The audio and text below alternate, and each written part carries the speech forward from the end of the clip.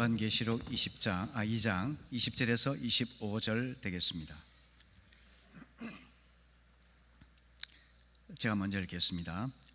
그러나 내게 책망할 일이 있노라. 자칭 선지자라 하는 여자 이세벨을 내가 용납함이니 그가 내 종들을 가르쳐 꾀어 행음하게 하고 우상의 제물을 먹게 하는도다. 또 내가 그에게 회개할 기회를 주었으되 자기의 음행을 회개하고자 하지 아니하는도다. 볼지어다 내가 그를 침상에 던질 터이요 또 그와 더불어 간음하는 자들도 만일 그의 행위를 회개하지 아니하면 큰 환난 가운데 던지고 또 내가 사망으로 그의 자녀를 죽이리니 모든 교회가 나는 사람의 뜻과 마음을 살피는 자인 줄 알지라. 내가 너희 각 사람의 행위대로 갚아주리라. 두아디라에 남아있어 이 교훈을 받지 아니하고 소위 사탄의 깊은 것을 알지 못하는 너희에게 말하노니 다른 짐으로 너희에게 지울 것은 없노라. 다만 너희에게 있는 것을 내가 올 때까지 굳게 잡으라. 아멘. 아멘. 네, 오늘은 있는 것을 굳게 잡으라 두 번째 말씀을 나누고자 합니다. 지난 말씀에서 우리는 주님의 모습에 대해서 살펴보았습니다. 눈이 불꽃 같으시고 발이 빛난 주석과 같은 하나님의 아들 예수 그리스도이셨습니다. 그것은 사람의 숨은 속마음을 감찰하시고 모든 인간의 더러운 죄를 분쇄하시는 권세 있는 주님의 모습을 묘사해주고 있습니다. 주님께서는 두아디라 교회를 향해서 먼저 칭찬해 주셨죠. 믿음과 소망과 사랑, 신앙의 삼위일체가 조화를 이루어서 꽃을 피우는 아름다운 동산과 같은 교회라고 해 주셨습니다. 그리고 이 교회는 머무르지 아니하고 계속해서 신앙의 진보를 이루고 있는 교회라고 주님은 인정해 주셨습니다. 이어서 오늘 말씀에서는 두아디라 교회를 향해서 회개를 촉구하시는데요. 20절 말씀을 한번 보시죠. 같이 읽어볼까요? 시작. 그러나 내게 책망할 일이 있노라. 자칭 선자라 하는 여자 이세벨을 내가 용납함이니 그가 내 종들을 가르쳐 꾀어 행음하게 하고 우상의 제물을 먹게 하는도다. 주님께서는 책망하시는데요. 두아디라 교회가 세속화되어 버렸고 어리석고 헛된 우상 숭배에 빠져 있음을 지적하셨습니다. 이것을 지적하는 데 있어서 이세벨이라는 상징만큼 더 적절한 표상은 없을 것이라 생각이 듭니다.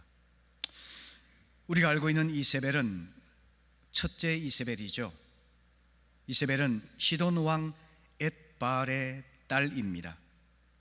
그리고 바알의 선지자였습니다. 이스라엘 왕 아합과 결혼을 했는데요. 그녀가 시집을 올 때 바알 신을 섬기는 제사장 850명을 데리고 왔습니다. 그리고는 바알 신이 이스라엘로 들어오는 문을 활짝 열어 놓았던 것이죠. 이세벨은 여호와의 종들을 처참하게 죽였습니다. 그리고 온 이스라엘을 위협해서 여호와 하나님 대신에 바알 신을 섬기도록 강요를 했었죠. 바로 그런 상황에서 엘리야 선지자가 아합 왕 앞에 나타나서 바알 숭배를 강하게 책망하면서 주님의 심판으로 3년 반 동안 비가 내리지 않는 대기근이 있을 것이라고 경고했었죠. 하지만 아합과 이세벨의 추종자들은 엘리야의 경고에 귀를 기울이지 않았던 역사를 기억하고 있습니다. 이런 배경에서 본문이 말씀하는 둘째 이세벨은 두아디라 교회에 나타나서 우상 숭배를 조장하고 윤리적인 부패를 이끌었던 거짓 선지자를 나타내고 있습니다. 아마 그 사람은 여성이었을 것이라 짐작이 됩니다. 하나님의 영감을 들먹이면서 신자들을 유혹했습니다. 그래서 이방 신들에게 바쳐진 축제에 참석하게 해서 그 자리에서 무절제한 성적인 방종으로 신자들을 무너뜨리고 말았던 것이죠. 교회 안에 들어온 혼합주의와 세속주의를 통해서 교회를 내부에서부터 무너지게 하는 사탄의 간괴였던 것입니다. 그런데 두아디라 교회의 죄는 바로 이런 이세벨의 교훈과 행위를 용납한 데 있었던 것입니다. 여러분, 관용이라는 것은 참으로 아름답고 귀한 단어이죠. 하지만 여러분, 진리에 대해서 타협해서는 안 됩니다. 복음의 본질에 있어서는 목숨을 걸고 사수를 해야만 합니다. 비본질적인 문화와 그리고 윤리에 대해서는 넉넉한 마음으로 관용할 수 있는 자세가 필요한 것이죠.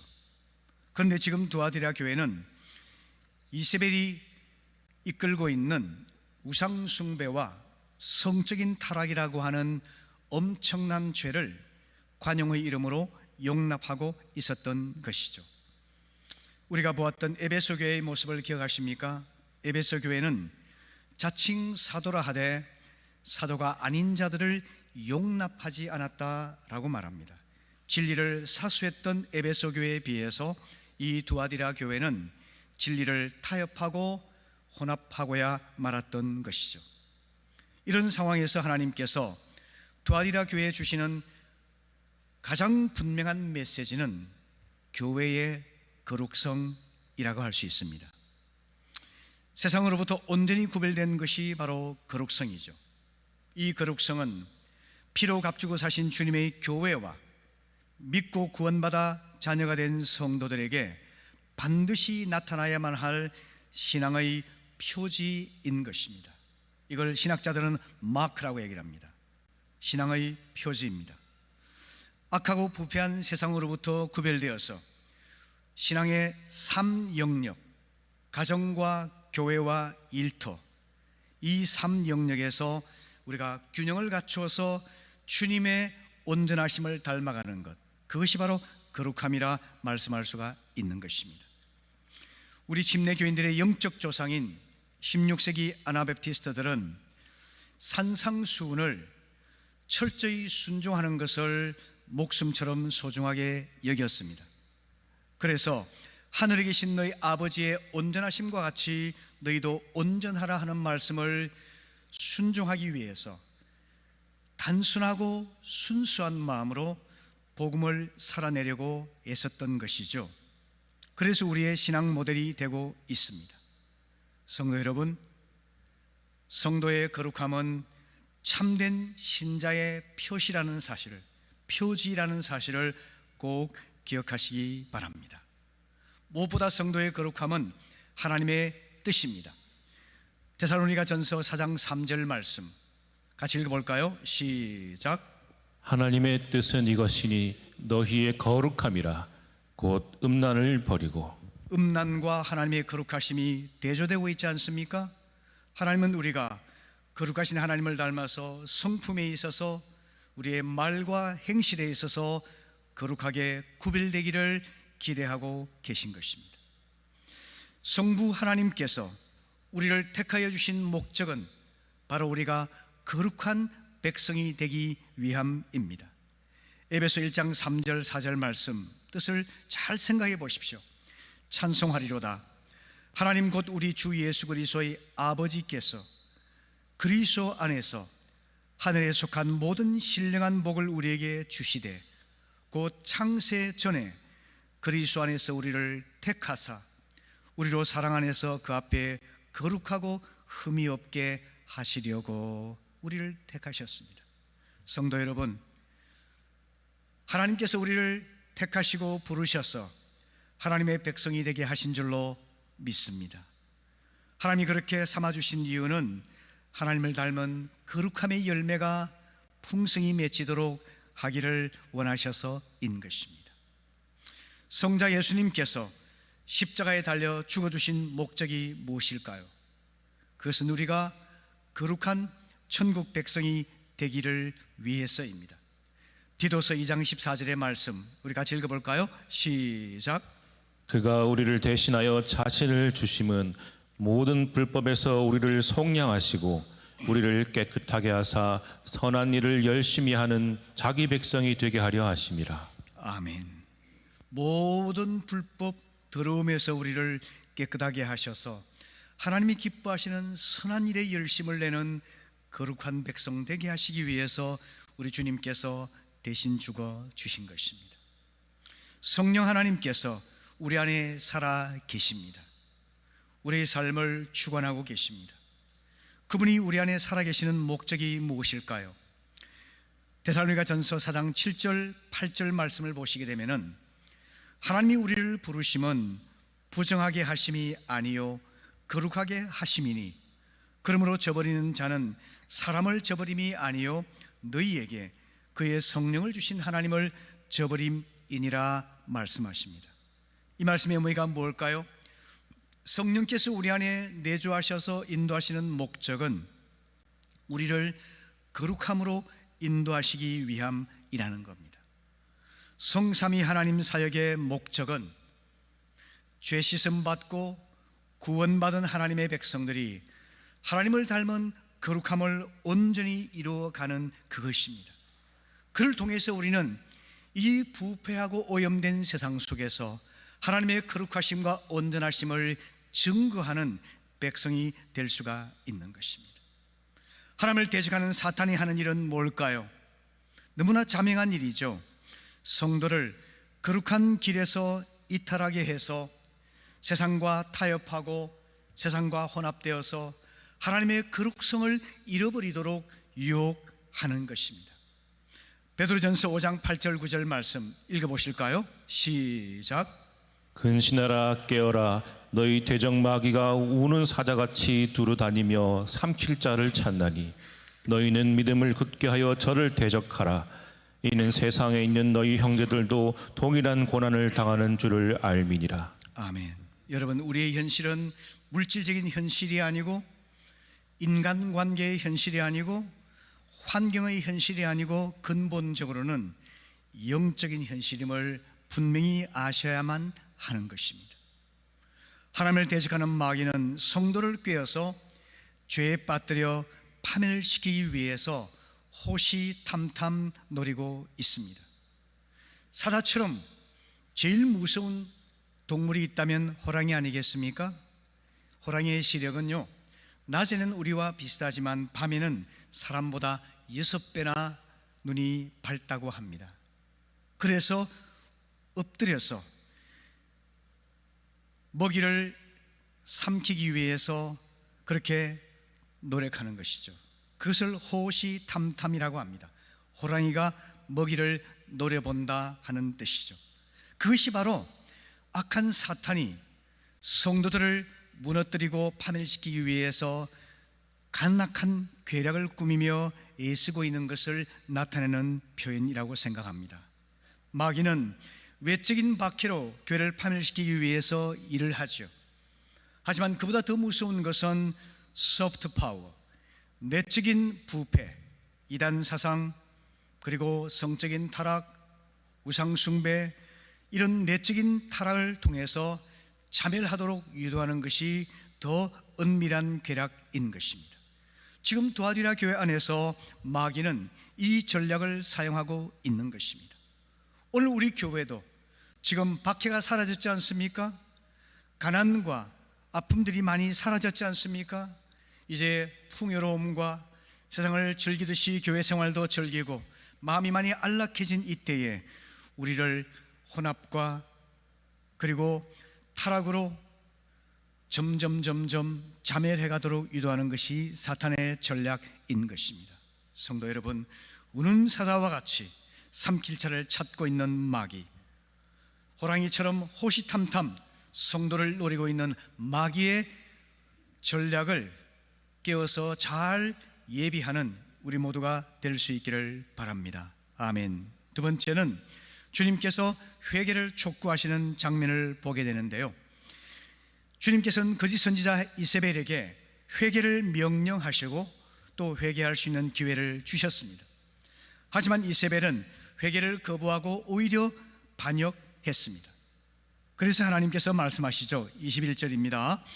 내가 그에게 회개할 기회를 주었으되 자기 음행을 회개하고자 하지 아니하는도다라고 말씀을 하십니다. 그래서 주님께서는 그녀를 심판하시겠다고 경고하시죠.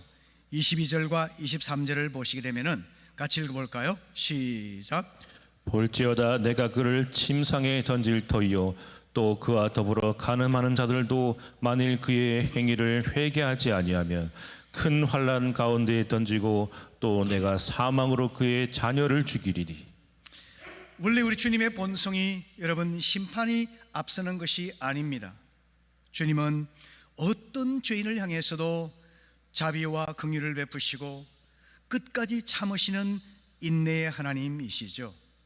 그것을 보여주는 것이 베드로후서 3장 9절 말씀 보시면은요, 주께서는 너희를 대하여 오래 참으사 아무도 멸망하지 아니하고 다 회개하게 이르기를 원하시느니라. 이것이 아버지 하나님의 원 마음입니다. 그 때문에 우리가 회개하고 구원받을 수 있게 된 것이죠. 특별히 에스겔 18장 31절 이하의 말씀 보게 되면은 하나님께서는 정말 우리에게 가슴에 다가오는 말씀을 들려주세요. 읽어볼까요? 시작. 너희는 너희가 범한 모든 죄악을 버리고 마음과 영을 새롭게 할지어다. 이스라엘 족속아 너희가 어찌하여 죽고자 하느냐. 주 여호와의 말씀이니라. 죽을 자가 죽는 것도 내가 기뻐하지 아니하노니 너희는 스스로 돌이키고 살지니라. 아멘. 성도 여러분, 사람이 자기 죄로 인해서 죽는 것은 마땅하지 않습니까? 하지만 주님께서는 죽을 자가 죽는 것도 내가 기뻐하지 아니하노라 이렇게 말씀하십니다. 마땅히 죽어야 할 자가 죽지 아니하고 회개하여 돌이켜 하나님의 은혜로 살아나는 것을 하나님은 원하신다는 것입니다. 그것이 아버지 하나님의 마음입니다. 우리 주님께서도 마태복음 23장 37절에 보시게 되면은요, 암탉이 새끼를 날개 아래 모음같이 내가 내 자녀를 모으려 한 일이 몇 번이 있느냐 탄식하시면서 예루살렘아 예루살렘아 슬피 우시던 장면을 우리는 기억합니다. 우리 주님은 넘치는 자비와 긍휼을 베푸시고 죽을 죄인마저도 돌이킬 때까지 기다려주시는 그 아버지의 마음을 갖고 계시죠. 그것이 우리 하나님의 본심입니다. 하지만 주님께서는 회개하기를 완강하게 거부하는 자들을 향해서는 그들의 죄에 따라 철저하게 심판하시겠다고 말씀하시죠. 우리가 보았던 그대로입니다. 모든 교회가 나는 사람의 뜻과 마음을 살피는 자인 줄 알지라 내가 너희 각 사람의 행위대로 갚아주리라 말씀을 하셨습니다. 우리가 보았던 대로 주님의 눈은 불꽃 같아서 우리의 숨은 속마음도 다 감찰하십니다. 주님의 발은 빛난 주석과 같아서 모든 죄를 밟아서 가루로 만들 수 있으신 분입니다. 자비로운 분일 뿐만 아니라 두려운 분이심을 우리는 잊지 말아야 하는 것입니다.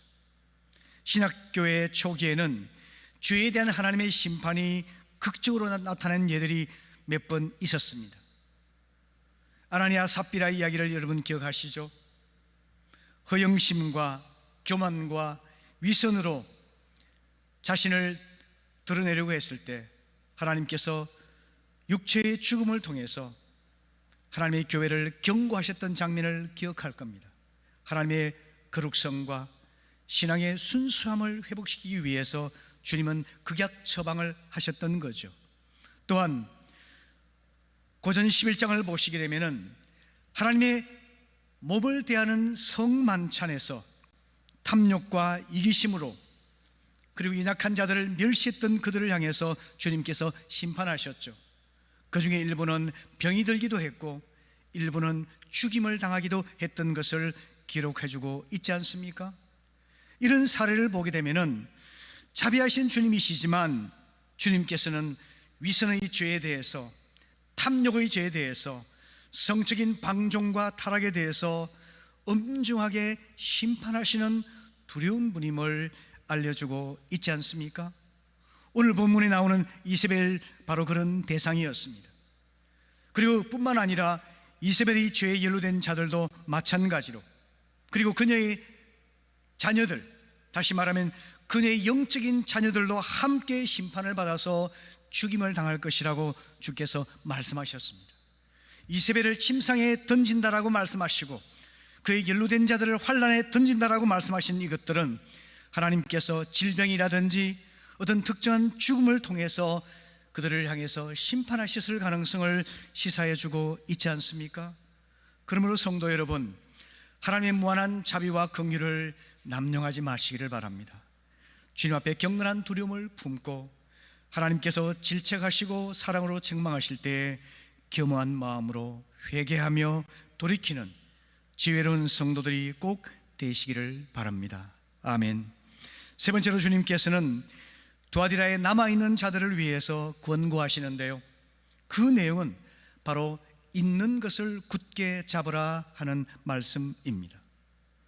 우리 주님께서 사람의 속마음을 통찰하시고 모든 악의 세력을 가루로 만들 수 있는 권세를 지니신 분이라면 사실을 안다면 우리는 마땅히 주님 앞에서 경건한 두려움을 가져야 하지 않겠습니까?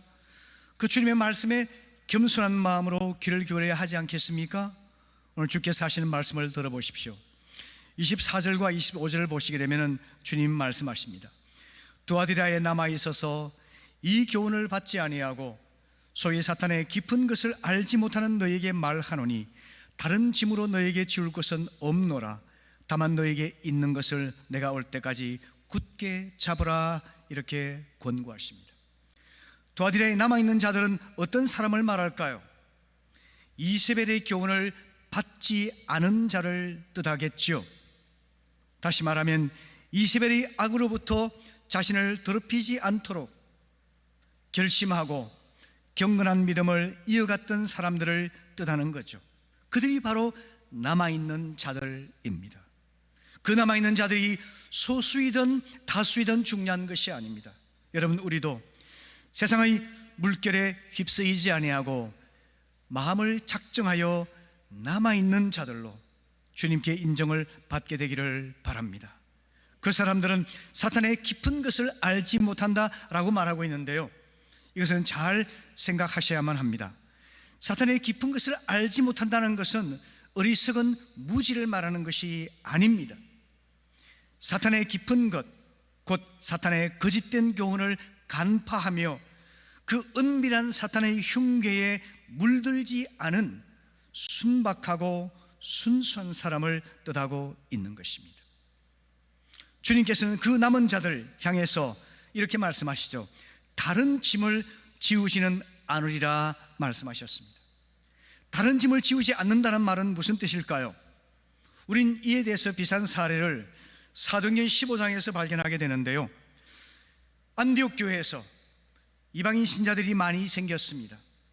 이제 그들을 교회 안으로 흡입하는 과정 속에서 율법을 준수하게 하고 할례를 시행해야 한다는 이런 논쟁이 일어나서 이제 바울과 바나바가 예루살렘 교회에 요청을 하지 않습니까? 그래서 최초의 회의인 예루살렘 공회가 열리게 되었죠.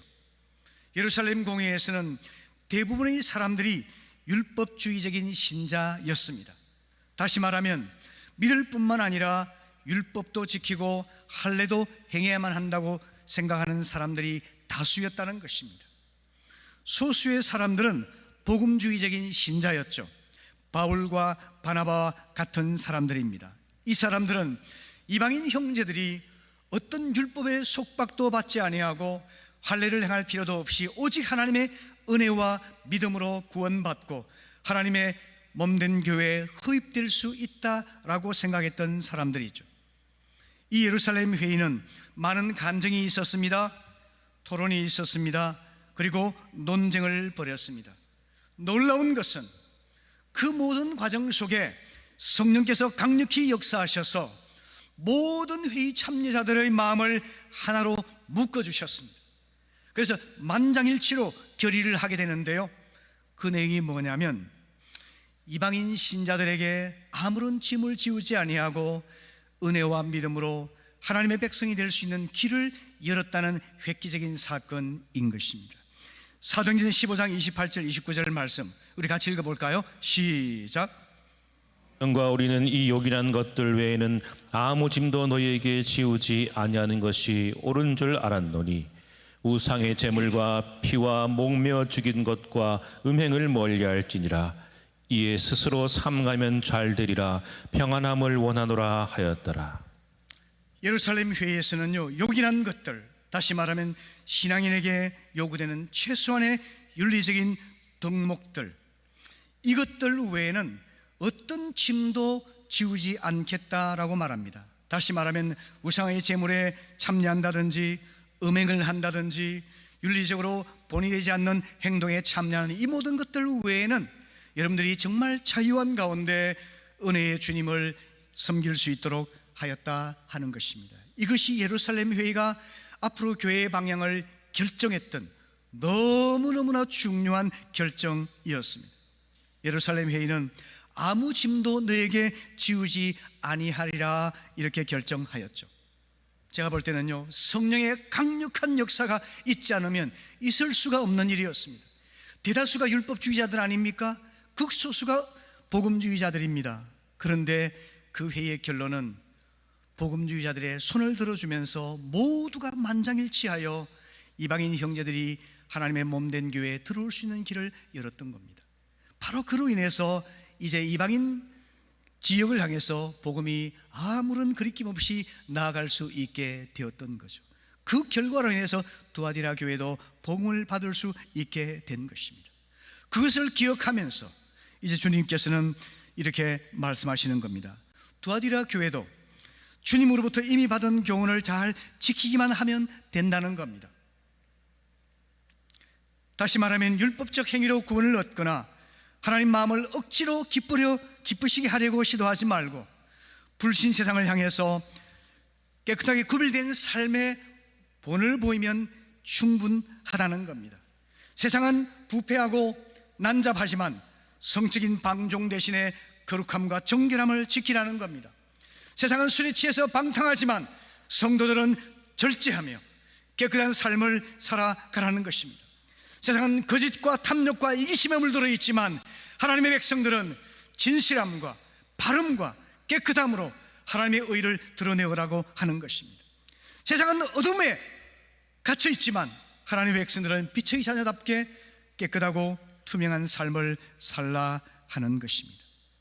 이것이 주님께서 두아디라에 남아있는 형제 자매들을 향해서 주시는 권면의 말씀입니다. 이것은 신앙과 삶의 균형을 갖추라고 하는 뜻으로도 받을 수가 있습니다. 예를 들어서 지금 이세벨 무리들이 성적인 방종과 온갖 종류의 윤리적인 부패를 행한다고 해서 역으로 가서 우리는 율법주의와 금욕주의로 가야만 한다라고 생각하게 되면 또다시 우리는 떠나왔던 율법으로 되돌아가는 것이 아니겠습니까?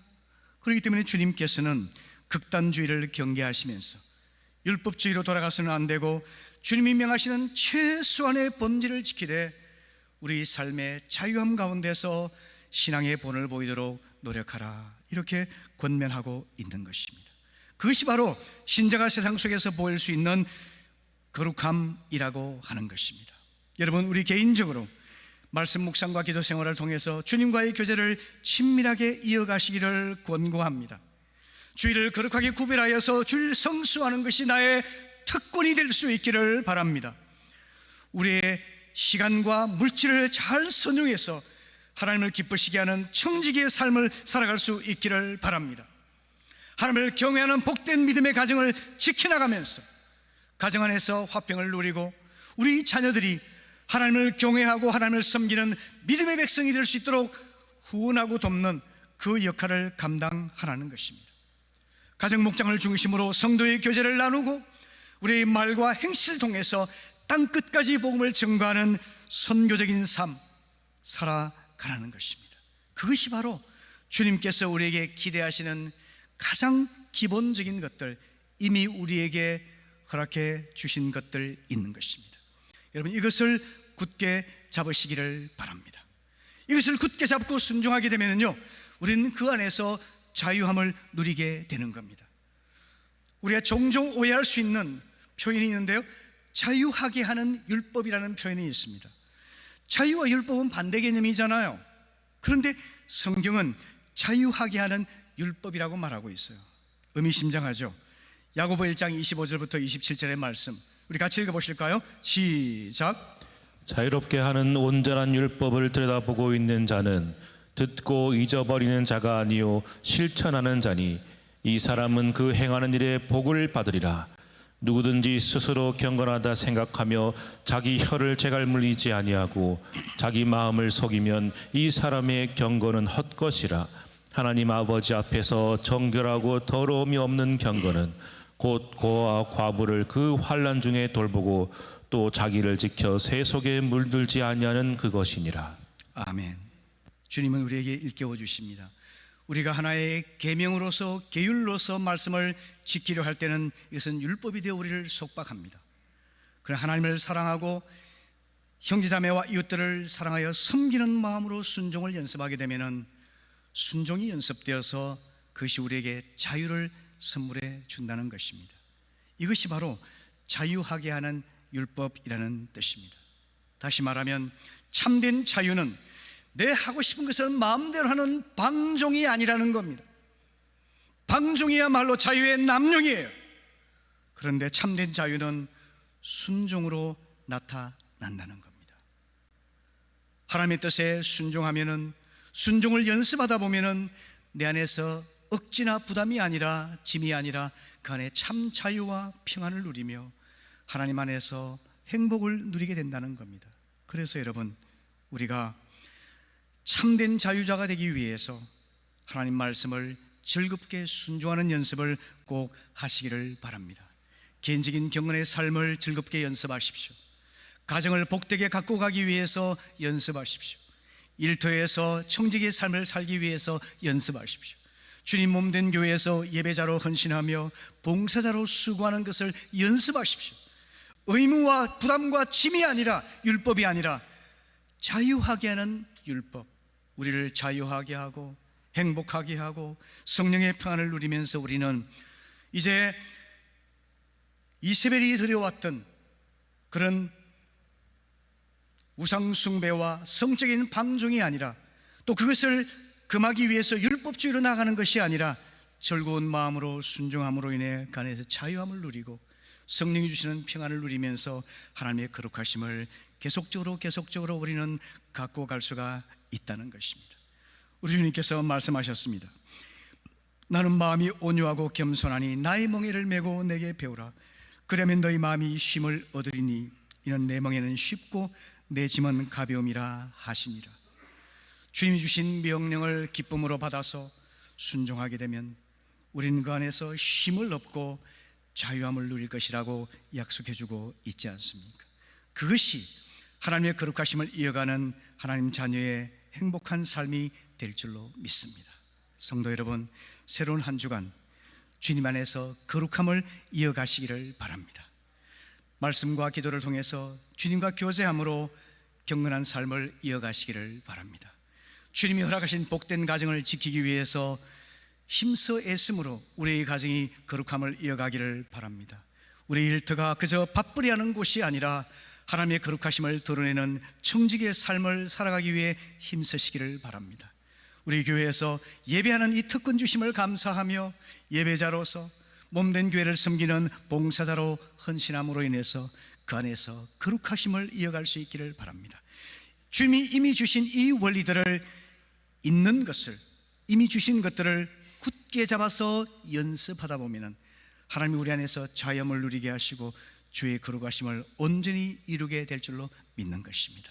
새로운 한 주간 꼭 그러한 삶을 살아가시기를 축복합니다. 아멘. 기도하겠습니다. 살아계신 주님, 오늘 주의 거룩하심을 닮아서 우리의 일상생활과 가정과 일터에서, 교회에서 주의 거룩하심과 온전함을 이룰 수 있도록 우리를 주관해 주시옵소서. 그래서 많은 간증과 열매를 가지고 주님 마음을 기쁘시게 하는 한 주간의 삶 되게 하옵소서. 예수님의 이름으로 기도합니다. 아멘.